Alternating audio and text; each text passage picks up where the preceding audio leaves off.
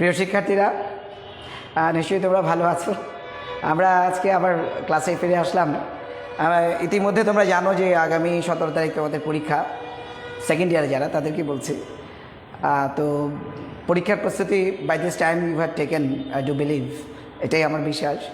এবং একই সাথে আমাদের যে প্রস্তুতি সেটা সম্পূর্ণ হয়েছে, বিশেষ করে ইংরেজির বিষয়ে, যেহেতু আমি তোমার ক্লাস মানে ইংরেজি বিষয়টাই পড়াচ্ছি, তো আমার এটাই চাইব।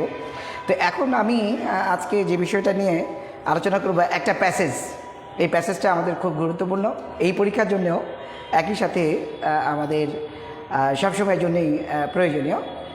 এই প্যাসেজটা আমরা একটু বড় আছে, তো আমরা কিছু জায়গা বাদ দিয়ে আমরা প্যাসেজের গুরুত্বপূর্ণ অংশটা পড়ব। বাকিটা তোমরা, ওয়ালাইকুম আসসালাম ফারিয়া আলিনা, তুমি ভালো আছো? তো ওই জায়গাটা আমরা পড়ব। আমি তোমাদেরকে বলবো তোমরা প্রত্যেকে ইউনিট 12 লেসন 1-এ আমরা চলে যেতে পারি।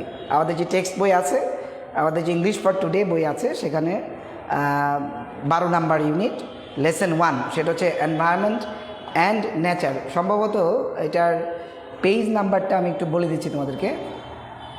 পেজ নাম্বারটা একটু সবাই, 156 নতুন বইয়ে এটা 156 নাম্বার পেজ, সেখানে আমরা যেতে পারি। তো আমি একটু দেখাচ্ছি, আমরা টেক্সটে চলে যাই, তাহলে আমাদের জন্য সুবিধা হবে।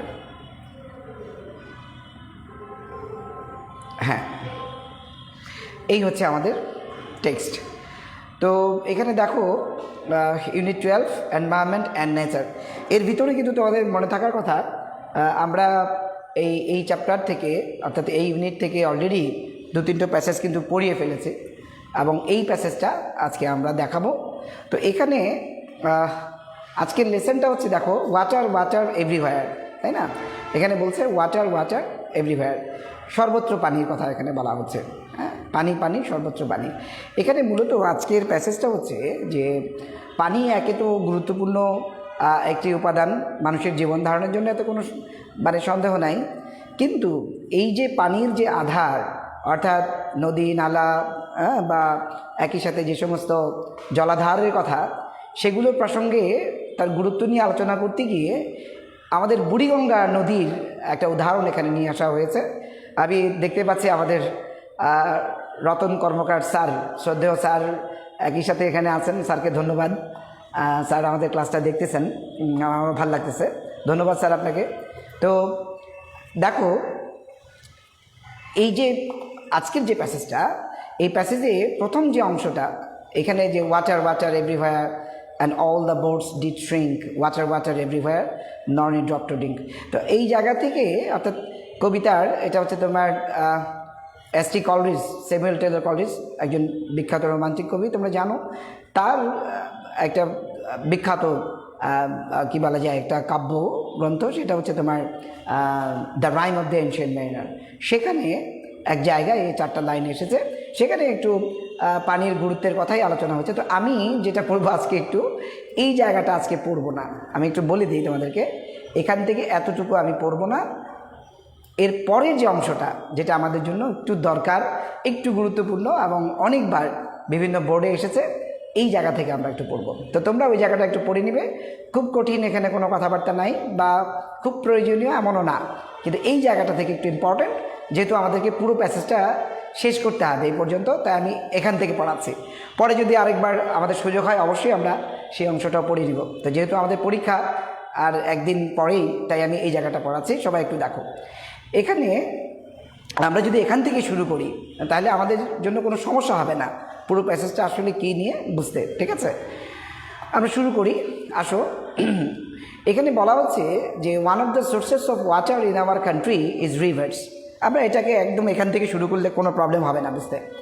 One of the sources of water in our country is the rivers. বলা হচ্ছে যে এই যে আমাদের যে সমস্ত ওয়াটারের, অর্থাৎ পানির যে সমস্ত উৎসগুলো আছে, ঠিক আছে, এর ভিতরে আমাদের দেশে যে পানির যতগুলো উৎস আছে, তার ভিতরে একটা হচ্ছে রিভার। তার মানে তুমি একটু দেখো, রিভার ছাড়াও তো আমরা বিভিন্ন পানির উৎস আছে, অর্থাৎ আমরা বিভিন্ন মাধ্যমে থেকে আমরা পানি সংগ্রহ করে থাকি, তাই না? এবং সেই পানি আমরা ব্যবহার করে থাকি।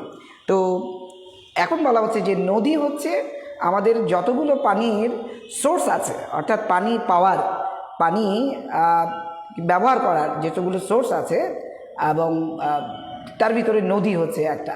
এই জন্য বলছে one of the sources of water in our country is the reverse.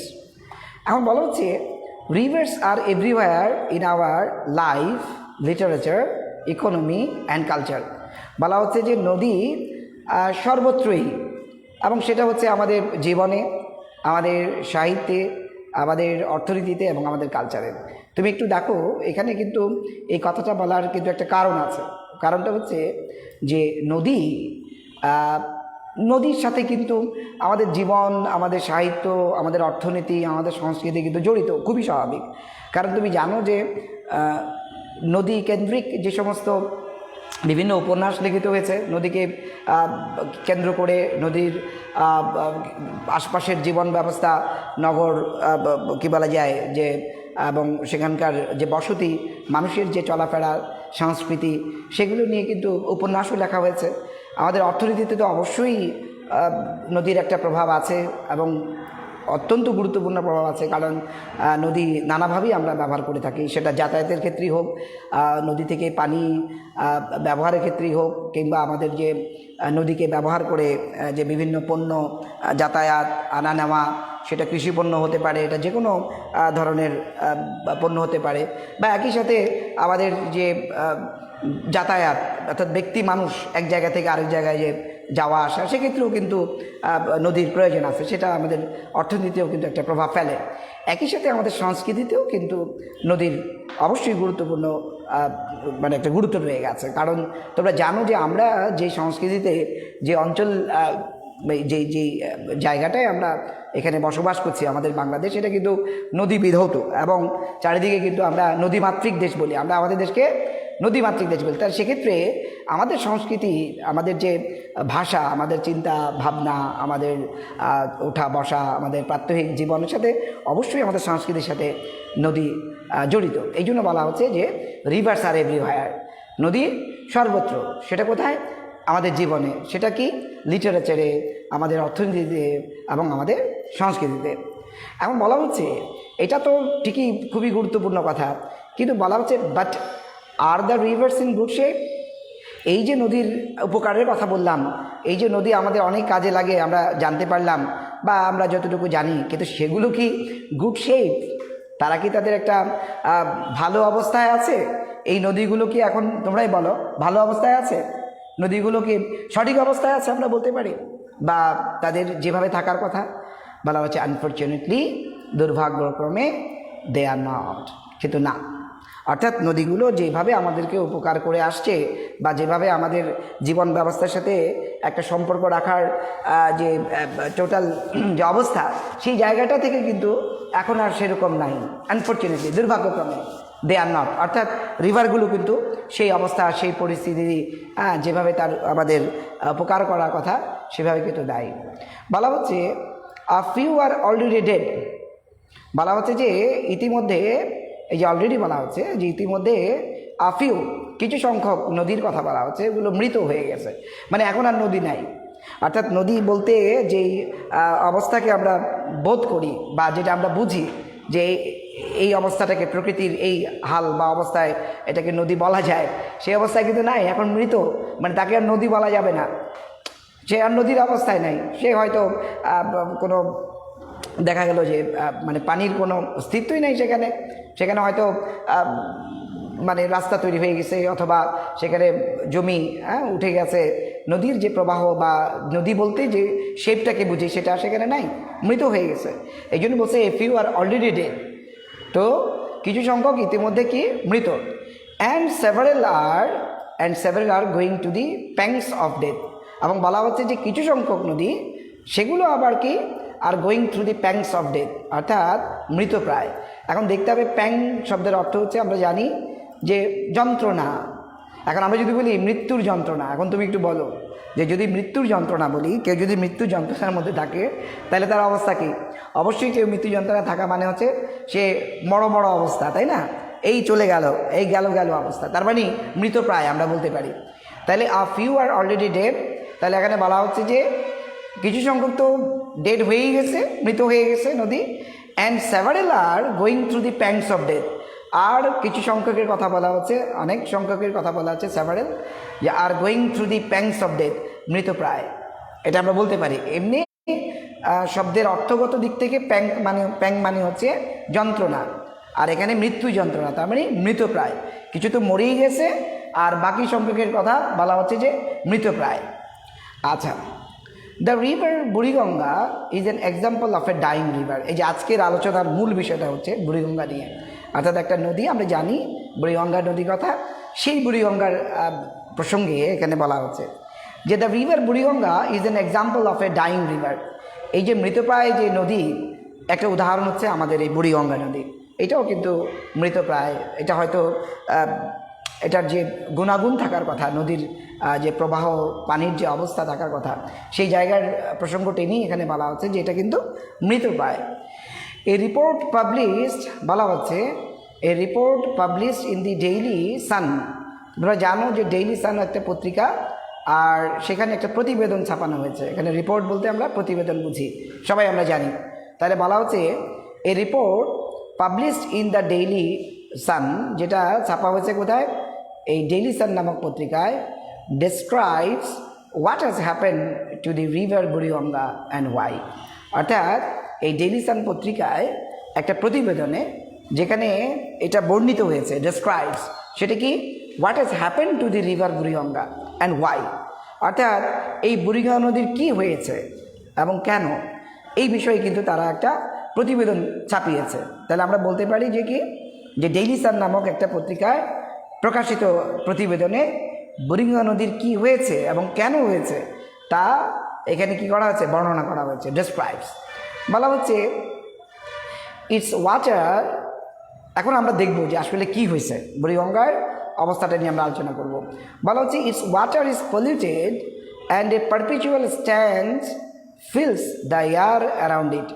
এখানে বলা হচ্ছে ইটস ওয়াটার, ইটস মানে বুঝতে পারছি নদীর, অর্থাৎ এই বুড়িগঙ্গা নদীর কথা বলা হচ্ছে। এই বুড়িগঙ্গার যে পানি, বুড়িগঙ্গার যে পানির অবস্থা, সেটা বলছে যে ইজ পলিউটেড, এটা দূষিত। অ্যান্ড এ পারপিচুয়াল স্ট্যান্ডস, এবং একটা দীর্ঘস্থায়ী, সার্বক্ষণিক, অবিরত একটা দুর্গন্ধ, স্ট্যান্ডস আমরা দুর্গন্ধ বলতে পারি, এটাকে আমরা অডর বলতে পারি, ODOUR, অডর। অডর মানে দুর্গন্ধ, আমরা সবাই জানি। তাহলে বলা হচ্ছে ইটস ওয়াটার, অর্থাৎ বুড়িগঙ্গার যে পানি, এটা কিন্তু দূষিত।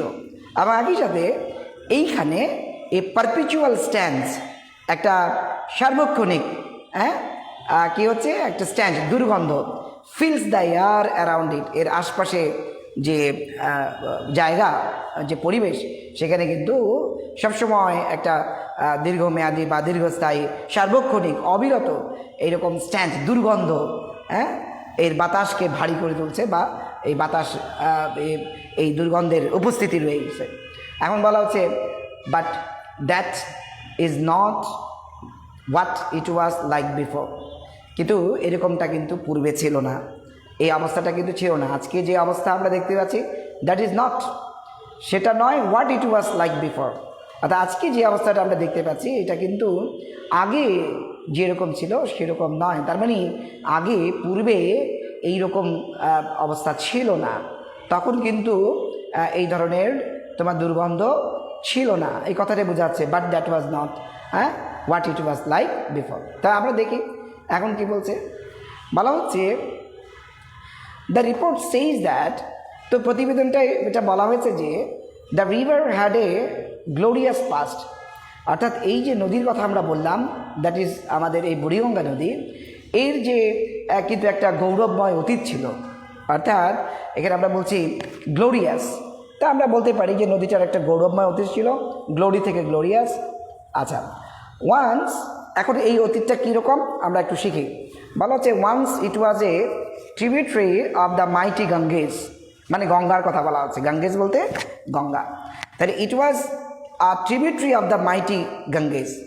মাইটি বলতে আমরা বলতে পারি প্রমত্তা, বেশ পাওয়ারফুল, শক্তিশালী, যার ভিতরে যেমন আমাদের পদ্মা রয়ে গেছে, আমরা জানি যে পদ্মাকে আমরা প্রমত্তা পদ্মা বলি, তাই না? আচ্ছা, তো once it was a tributary, এক সময়ে এই নদীটা কী ছিল, was a tributary of the mighty Ganges. অর্থাৎ এই প্রমত্তা গঙ্গার একটা উপনদী ছিল বা শাখা নদী তুমি বলতে পারো। এই ট্রিবিউটারি মানে হচ্ছে শাখা নদী বা উপনদী, তার মানে গঙ্গা থেকে এটার একটা কি বলা যায় যে প্রবাহ হতো এবং সেখান থেকে শাখা নদী হিসেবে এটা ছিল এক সময় এটা। তারপর বলা আছে অ্যান্ড ফ্লোড ইন্টু দ্য বে of Bengal through the river Dhaleshwari. এখন বলা হচ্ছে যে এই যে শাখা নদী ছিল সেই শাখা নদীটা কী করতো, ফ্লোড ইন্টু দ্য বে অফ বেঙ্গল অর্থাৎ বঙ্গোপসাগরে গিয়ে পড়তো থ্রু দি রিভার ধলেশ্বরী, অর্থাৎ ধলেশ্বরী নদীর মধ্য দিয়ে প্রবাহিত হয়ে ধলেশ্বরীর প্রতি নামে প্রবাহিত হয়ে পরবর্তীতে তোমার বে অফ বেঙ্গল অর্থাৎ বঙ্গোপসাগরে গিয়ে পড়তো এর পানি প্রবাহটা। তো সে গ্র্যাজুয়ালি ধীরে ধীরে আস্তে আস্তে আমরা ধীরে ধীরে বলতে পারি it lost its link with the Ganges, গঙ্গার সাথে তার যে সম্পর্ক এটাকে সে হারিয়ে ফেলে, অর্থাৎ এটার সাথে সম্পর্কটা ছিন্ন হয়ে যায়। And got the name Buriganga, তখন তার নামটা হয়ে যায় বুড়িগঙ্গা। এই হচ্ছে অবস্থা। তাহলে আমরা তার ইতিহাসটা আমরা জানতে পারতেছি। এখন আমরা দেখব যে তার প্রাচুর্যতাটা কী ছিল, তার যে গৌরবটা কী ছিল। দেখো এই নদীর ব্যাপারে বলা হচ্ছে the Mughals were marvels at the tide level of Buriganga. এই যে মোগলরা, আমরা জানি মোগলরা কারা, তাদের ব্যাপারে তোমাদের জানা আছে অবশ্যই। তো মোগল সাম্রাজ্য যারা লিড করতেন, যারা চালাতেন, হ্যাঁ তারাই তো মোগলস, তাই তো। তো এখন দেখো যে দ্য মোগলস, এই মোগলরা ওয়ার মার্ভেলড অ্যাট মানে কোনো কিছুতে বিস্মিত হওয়া, সম্মোহিত হওয়া, মোহিত হওয়া, তাই না। আমরা তো যে ফ্রেজটা আমরা জানি মার্ভেল অ্যাট, কোনো কিছুর প্রতি বা কোনো কিছুতে যদি কেউ তোমার মোহিত হয়, মহাবিষ্ট হয় এবং বিস্মিত হয়, দেখে অবাক হয়ে যায়, সেক্ষেত্রে আমরা মার্ভেল অ্যাট ব্যবহার করি। এখানে বলা হচ্ছে the Mughals were marvelled at the tide level of the Buriganga, অর্থাৎ বুড়িগঙ্গার যে টাইড লেভেল, অর্থাৎ তার যে কী বলা যায় টাইড, মানে এখানে যে জোয়ার ভাটার কথা বলা হচ্ছে, অর্থাৎ নদী প্রবাহিত হতে গিয়ে তার যে স্রোত এবং তার যে জোয়ার ভাটার যে একটা মানে সার্বক্ষণিক যে একটা উপস্থিতি, কারণ একটা নদীতে তো অবশ্যই যেটা থাকবে। তো এখন সেটা দেখে তারা কী হতো, তারা খুব বিস্মিত হতো বুড়িগঙ্গার এগুলো দেখে। অ্যান্ড ফাউন্ডেড দেয়ার ক্যাপিটাল, এবং এই মোগলরা তাদের রাজধানী গড়ে তুলেছিল কোথায়, জাহাঙ্গীরনগর, অর্থাৎ জাহাঙ্গীরনগর নামক এই রাজধানী গড়ে তুলেছিল কোথায়, অন ইটস ব্যাঙ্কস ইন 1610, অর্থাৎ 1610 সালে এই মোগলরা এই বুড়িগঙ্গার প্রতি মোহিত হয়ে এবং তার যে টাইড লেভেল, জোয়ার ভাটার যে মানে পানির যে প্রবাহ, সেটাতে দেখে তারা মুগ্ধ হয়েছে এবং একই সাথে তারা কি করেছে, ফাউন্ডেড দেয়ার ক্যাপিটাল জাহাঙ্গীরনগর, তাদের যে রাজধানী জাহাঙ্গীরনগর যেটার নাম ছিল আগে, সেই রাজধানী তারা গড়ে তুলেছিল অন ইটস ব্যাঙ্কস, অর্থাৎ এই নদীর তীরে ইন 1610, 1610 সালে। এখন বলা হচ্ছে দ্য রিভার, এই রিভার কী করতো, supplied drinking water and supported trade and commerce. এই নদী ওই যে নগর গড়ে উঠলো, তোমরা শুনলা এখন জাহাঙ্গীরনগর, তো সেই জায়গায় মানুষদেরকে কী করতো, ড্রিঙ্কিং ওয়াটার অর্থাৎ সুপেয় পানি যেটা আমরা পান করে থাকি, তাই না, ড্রিঙ্কিং ওয়াটার এখান থেকে সাপ্লাই হতো। এখন তুমি একটু ভাবো এখন যে বুড়িগঙ্গার অবস্থা, নিশ্চয়ই ইতিমধ্যে তোমরাও হয়তো অনেকে বুড়িগঙ্গার উপর দিয়ে যাতায়াত এর অভিজ্ঞতা আছে। এই পানি কি খাওয়া যাবে? কোনোভাবেই খাওয়া যাবে না, তোমরা জানো এটা, তাই না। তো এখন বলছে একসময় এখান থেকে কী হতো, পানি সাপ্লাই হতো এখান থেকে, সাপ্লাই ড্রিঙ্কিং ওয়াটার। এই নদী এই নগর যেটা গড়ে উঠেছে জাহাঙ্গীরনগর, সেখানকার মানুষদেরকে কী করতো, পানির যোগান দিত। And supported trade and commerce, এবং এই যে ব্যবসায় বাণিজ্যের ক্ষেত্রে তার যে সহযোগিতা, অর্থাৎ এই নদীকে ব্যবহার করা হতো। এই নদীকে ব্যবহার করে আমরা ব্যবসায় বাণিজ্য এর উপর দিয়ে এক শহর থেকে আরেক শহরে, এখান থেকে বুড়িগঙ্গার উপর দিয়ে এরকম নৌকা, লঞ্চ, জাহাজ বা যাই হোক যে কোনো জলমাধ্যম বা যানবাহন ব্যবহার করে এখানে কী হতো, ব্যবসা বাণিজ্য মানুষ করতো, এটা তোমরা জানো, এটাই বলা হচ্ছে। তো পরবর্তীতে জাহাঙ্গীরনগর ওয়াজ রিনেইন্ড ঢাকা। এই জাহাঙ্গীরনগরের নাম আবার কী হয়ে গেছে, রিনেইন্ড ঢাকা, পুনরায় নাম দেওয়া হয়েছে ঢাকা। তো এই যে আমরা জানি এখন যে ঢাকা অবশ্যই বুড়িগঙ্গার তীরে অবস্থিত, তো আগে এটা আমরা বুঝতে পারলাম যে ঢাকার পূর্ব নাম ছিল জাহাঙ্গীরনগর। তো ওইটা পরবর্তীতে পুনর্নাম দেওয়া হয়, সেটা হচ্ছে ঢাকা। এই যে Dhaka which গ্রিউ into a heavily populated city, যেটা গ্রিউ ইনটু এ হেভিলি পপুলেটেড, হ্যাঁ, বহুল এরকম সমাগমপূর্ণ বা জনপূর্ণ একটা শহরে পরিণত হয়। উইথ কী বলা আছে, এ ক্রনিক শর্টেজ অফ স্পেস, অর্থাৎ জায়গার সংকুলান আস্তে আস্তে আর ধীরে ধীরে ধীরে এখানে দীর্ঘমেয়াদীভাবে জায়গার সংকুলান হতে হতে হতে হতে এটা একটা পপুলেট সিটিতে হয়। তার মানে এই যে ক্রনিক শর্টেজ, ক্রনিক মানে তো আমরা জানি দীর্ঘমেয়াদী বা আমরা বলবো দীর্ঘকাল ব্যাপী যেটা ঘটে, মানে বহুদিন ধরেই এই মানে স্পেস কমতে কমতে কমতে কমতে অর্থাৎ মানুষের আবাসনের বা থাকার একটা হ্যাভি পপুলেটেড সিটিতে পরিণত হয়। এটা ঢাকার একটা বর্ণনা দিল। তো যাই হোক, একটা মানে প্রসঙ্গ আলোচনা করলো, এই হচ্ছে ব্যাপার। এখন দেখো কি ঘটনাটা আমরা ঘটাচ্ছি এই নদীর সাথে। এখন বলা হচ্ছে এই যে সিটি তোমরা বুঝলাম, তো সিটিটা এখন কী হয়ে গেল বলো, হেভিলি পপুলেটেড, অর্থাৎ বর্তমান ঢাকার কথা আমরা বলতে পারি, বর্তমান ঢাকা শহরের কথা বলতে পারি, যেহেতু এটা বুড়িগঙ্গা নদীর তীরে অবস্থিত। তো এখানে এখন আমরা কি করলাম, আমরা যেহেতু পপুলেটেড জনবহুল, আর আমাদের নদীর অবস্থাটা কি করছি, এই যে আলোচনায় আসতেছে এই যে শহর, the city paid back the bounty of the river by sucking life out of it. এখন আমরা কি করছি, একটা প্রতিদান দিয়ে দিচ্ছে এই নদীর, আর সেটা কি, তার জীবনটাকে সাক অর্থাৎ চুষি নিয়ে, বা আমরা বলতে পারি তার জীবনটাকে কেড়ে নিয়ে, তার জীবনটাকে আমরা কেড়ে নিয়েছি এখানে। কিভাবে কেড়ে নিলাম, এবং তার যে বাউন্টি, তার যে গিফট, এটাকে আমরা প্রতিদান দিলাম। এখন দেখো, মানুষ উপকার করলে মানুষের উপকার করে, তাই না? এখন সেটা পারস্পরিক প্রাণীর ভিতরেও আছে, কিন্তু আমরা কি করলাম, যে নদীটা আমাদের এত উপকারে আসলো, যে উপকারে আসার কথা এবং সবসময় আমাদেরকে নানাভাবে হেল্প করে আসছে, সেই নদীর জীবনটাকেই আমরা কেড়ে নিয়েছি, সাকিং লাইফ আউট অফ ইট, অর্থাৎ ওই নদী থেকে তার প্রাণটাকে আমরা কেড়ে নিয়েছি, এবং সাক আউট বলা হচ্ছে, এবং এই প্রতিদানটা দিলাম, যে সিটি পেইড ব্যাক, হ্যাঁ, দ্য বাউন্টি, বাউন্টি বলতে আমরা গিফট বলতে পারি, আমরা প্রাচুর্য বলতে পারি, আমরা প্রতিদান বলতে পারি। তাইলে এই যে নদীর যে উপকার করলো, তার প্রতিদানটা দিলাম কি করে, তার থেকে প্রাণটা কেড়ে নিয়ে। তো কীভাবে? অ্যাকর্ডিং টু নিউজ রিপোর্ট, এই সংবাদ প্রতিবেদনে মতে কি, এই যে এখন বলা হবে যে কিভাবে কেড়ে নিলাম, the Buriganga is dying because of pollution. এখন আজকে কেন এটা মৃতপ্রায়, এর কারণ হচ্ছে এর দূষণটা, মূল কারণ হচ্ছে তার দূষণ। বলা হচ্ছে huge quantities of toxic chemicals, huge quantities of toxic chemicals and wastes from mills and factories, hospitals and clinics, and households and other establishments are dumped into the river every day. তাহলে আমরা প্রতিদিন কি করছি, huge quantities of toxic chemicals, তাহলে প্রচুর পরিমাণে, অত্যাধিক পরিমাণে আমরা টক্সিক কেমিক্যালস, বিষাক্ত রাসায়নিক পদার্থ, এগুলোকে আমরা প্রতিদিন ফেলতেছি। And wastage from the mills and factories, অর্থাৎ এই যে মিল ফ্যাক্টরি থেকে যে বিভিন্ন বিষাক্ত যে রাসায়নিক যে পদার্থগুলো, বর্জ্য, এবং একই সাথে যে বর্জ্যগুলো প্রতিদিন তৈরি হচ্ছে এগুলো, তারপর হচ্ছে তোমার হসপিটালস অ্যান্ড ক্লিনিক্স, হসপিটাল এবং ক্লিনিক থেকে যে সমস্ত তোমার বর্জ্যগুলো হচ্ছে এগুলো, অ্যান্ড হাউস হোল্ডস এবং গৃহস্থালী থেকে, অ্যান্ড আদার এস্টাবলিশমেন্টস, অন্যান্য যে কোনো স্থাপনা থেকে যে ময়লা বা বর্জ্য বা আবর্জনাগুলো তৈরি হচ্ছে regular, are dumped into the river everyday, প্রতিদিন কিন্তু এই নদীতে গিয়ে ডাম্পড, ফেলে দেওয়া হচ্ছে।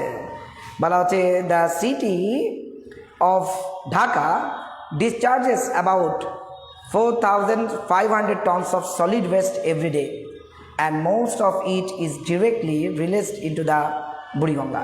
তাহলে এখন দেখো কত মানে দুঃখজনক একটা তথ্য। সেই তথ্যটা কি, যে দ্য সিটি অফ ঢাকা, এই যে ঢাকা শহরের কথা বলা হচ্ছে, discharges about 4,500 tons of solid waste. তাহলে সলিড ওয়েস্ট এভরিডে, প্রতিদিন কিন্তু আমরা প্রায় 4,500 টন আমরা এই নিরেট বর্জ্য, এই নিরেট বর্জ্য বলতে আমরা বোঝাচ্ছি যে যেটা তরল না।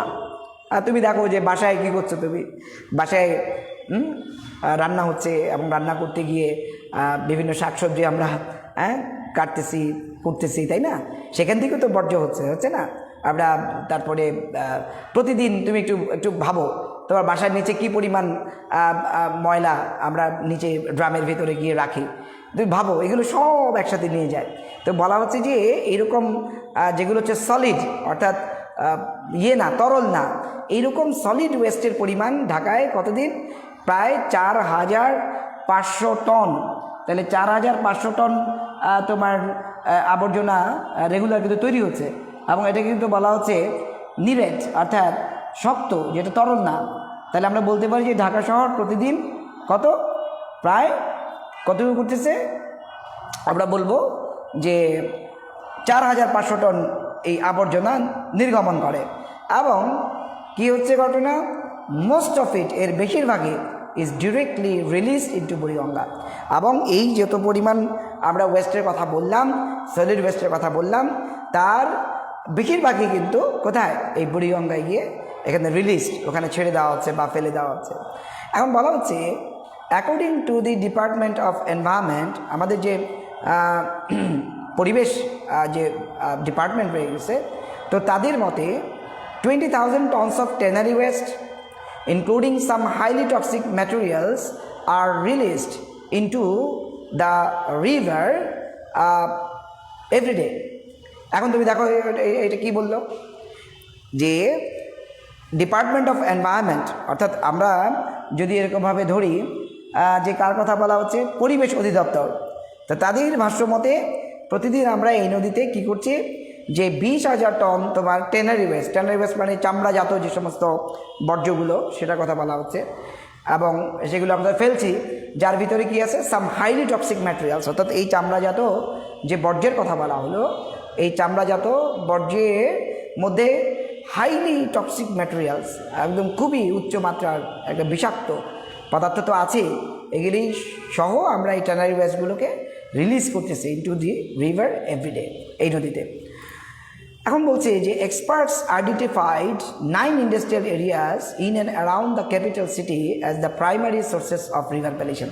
এখন যারা নাকি তোমার এই এক্সপার্ট, যারা অভিজ্ঞ, তো তারা আইডেন্টিফাই করেছেন, তারা চিহ্নিত করেছেন 9টা শিল্প এলাকাকে, ঠিক আছে, বা শিল্প অঞ্চলকে, এরিয়া যেহেতু বলা হচ্ছে, তাহলে 9টা শিল্প অঞ্চলকে তারা আইডেন্টিফাইড, চিহ্নিত করেছেন in and around the capital city, অর্থাৎ এই রাজধানী শহরের ভেতরে এবং বাহিরে মিলে 9টা শিল্প অঞ্চলকে তারা চিহ্নিত করেছেন, যেগুলো কি as the primary sources of river pollution.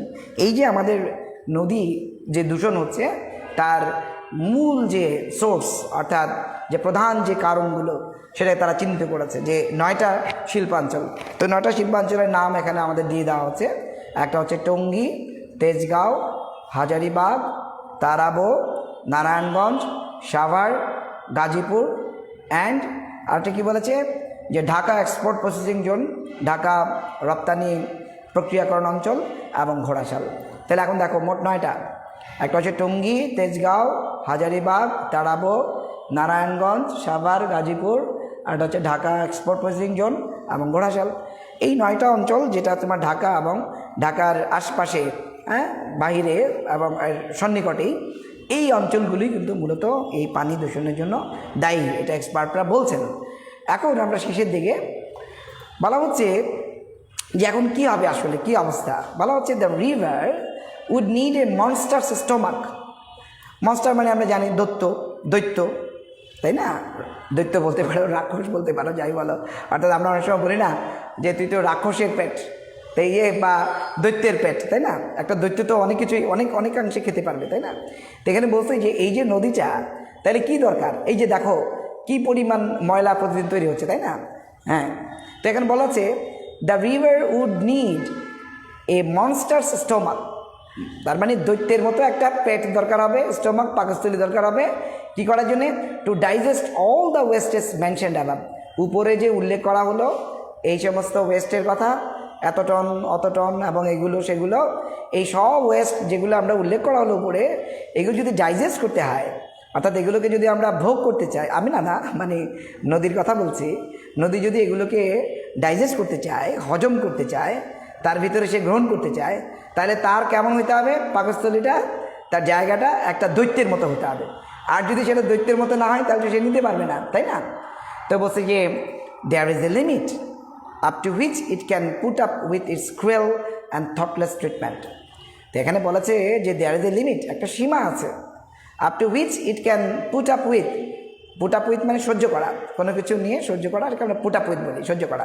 তাই বলছে যে দেয়ার ইজ এ লিমিট, একটা সীমা আছে, হ্যাঁ, আপ টু হুইচ যে পর্যন্ত it can put up with এটা সহ্য করতে পারবে it's cruel and thoughtless treatment, অর্থাৎ এই নদীর উপরে যে আমরা নিষ্ঠুর এবং যে একটা থটলেস বিবেক বর্জিত যে একটা আচরণ ট্রিটমেন্ট, আমরা যে ক্রুয়েল নিষ্ঠুর এবং বিবেক বর্জিত আচরণ তার সাথে আমরা করছি, এটা তো একটা সীমা আছে যে এই পর্যন্ত সে সহ্য করতে পারবে, তাই না? অর্থাৎ নদীকে শুধু ঢেলে দিলাম, একটা লিমিট তো আছে, একটা পর্যায় পর্যন্ত তো দেওয়া যায়, তাই না? এরপর তো না। তো এইটাই বলা হচ্ছে যে দেয়ার ইজ এ লিমিট, একটা সীমা আছে, আপ টু হুইচ যে পর্যন্ত ইট ক্যান মানে নদীটা, এই নদীকে বলা হচ্ছে it can put up with এটা সহ্য করতে পারবে with its cruel and thoughtless treatment, অর্থাৎ তার সাথে আমরা যে নিষ্ঠুর এবং বিবেক বর্জিত যে আচরণ করছি সেটাকে সহ্য করার একটা সীমা আছে। এখন বলা হচ্ছে we the humans have successfully killed one of the rivers, এই যে আমাদের নদীগুলো তাদের ভিতরে এই যে বুড়িগঙ্গা, হ্যাঁ, একটা নদী, তাকে কিন্তু আমরা খুব সফলভাবেই আমরা কিন্তু কী করলাম, সফলভাবেই কিন্তু একেবারে হত্যা করে ফেললাম। তো বলছে যে there are other rivers in the বলা হচ্ছে কান্ট্রি, দেশে আরও এরকম অনেক নদী আছে, there are rivers are being subjected to similar thoughtless treatment, এই একই রকম বিবেক বর্জিত আচরণের শিকার, সাবজেক্ট টু এখানে শিকার অর্থে আসছে, তাহলে এগুলো কিন্তু শিকার হচ্ছে, বিং বলা হয়েছে, ইজ বিং, তাহলে শিকারের এর সম্মুখীন হচ্ছে। আরও এরকম নদী আছে ঠিক এই বুড়িগঙ্গার মতো করেই। এখন লাস্ট মেসেজ দিচ্ছি, unless we take care of our rivers, যতক্ষণ না আমরা এই নদীগুলোর যত্ন আমরা নিব, কি বলছে, দেয়ার মে কাম এ টাইম, এমন সময় চলে আসবে ওয়েন উই উইল ক্রাই, যখন আমরা কাঁদবো, এবং কি ওয়াচার আমরা এরকম চিৎকার করব, এখানে চিৎকার অর্থে বা উচ্চস্বরে বলা অর্থে আমরা এরকম চিৎকার করতে থাকবো, পানি and find it know where, এবং সেই পানি আমরা আর কোথাও খুঁজে পাবো না। তার মানে হচ্ছে খাবার যোগ্য পানি বা আমাদের ব্যবহারযোগ্য পানি আর খুঁজে পাবো না, এমন সময় কিন্তু আসতে পারে, কারণ এক এক করে আমরা নদীগুলোকে এভাবে শেষ করছি। তো আমি তোমাদেরকে একটু বলি যে আমরা তো পড়লাম আলহামদুলিল্লাহ, এই জায়গাটায় আসলে আমি আজকে যতটুকু পড়লাম এর কারণ ছিল 157 নম্বর পেজে, এটার মূল কারণ ছিল যে আমাদের সামনে যে পরীক্ষা সেখানে এতটুকু যে আমরা আলোচনা করলাম এটা খুব ইম্পর্টেন্ট জায়গা, সেই জায়গাটা আমি একটু তোমাদের জাস্ট একসাথে পড়লাম তোমাদের সাথে, যাতে উপকারে আসে, ঠিক আছে? আর উপরে যে অংশটা আছে এটা আপাতত তোমরা একটু এইটুকু পড়ে নিলেও হবে, কারণ এটা খুব একটা ইম্পর্টেন্ট না, এই জায়গা থেকে আমরা মূলত প্যাসেজটার মূল জায়গাটা পাই। তো যাই হোক, আমার মনে হয় যে তোমরা আজকের ক্লাসটা বুঝতে পারছো, এবং আমি তোমাদেরকে আবার ধন্যবাদ জানাই যে তোমরা যারা ক্লাস করছো। আর আজকে তোমরা বাই দিস টাইম আমি বলবো, আর তো ক্লাস নাই আপাতত, পরশুর আগে পরীক্ষা, তোমরা যে সমস্ত সাজেশন দেওয়া হয়েছে, তোমরা সাজেশন মিনস সিলেবাস দেওয়া হয়েছে, ওটাকে দেখে প্রস্তুতি নাও। প্যারাগ্রাফ দেওয়া হয়েছে 10টা, আর প্যাসেজ দেওয়া হয়েছে বোধহয় 9টা, এইভাবে করে নানাভাবে আছে, তোমরা সিলেবাস ভিত্তিকভাবে তো প্রস্তুতি নাও, ভালো পরীক্ষা দাও। আর যারা ক্লাস করছে না তাদেরকে উৎসাহিত করো, তাদের সাথে শেয়ার করো, ঠিক আছে? তো আজকে আমরা এই পর্যন্তই রাখছি। সবাই ভালো থাকো, ভালো পরীক্ষা দাও, ভালো রেজাল্ট করো, ভালোভাবে সবাই বেঁচে থাকি, ঠিক আছে? আসসালামু আলাইকুম ওয়া রাহমাতুল্লাহি ওয়া বারাকাতুহু।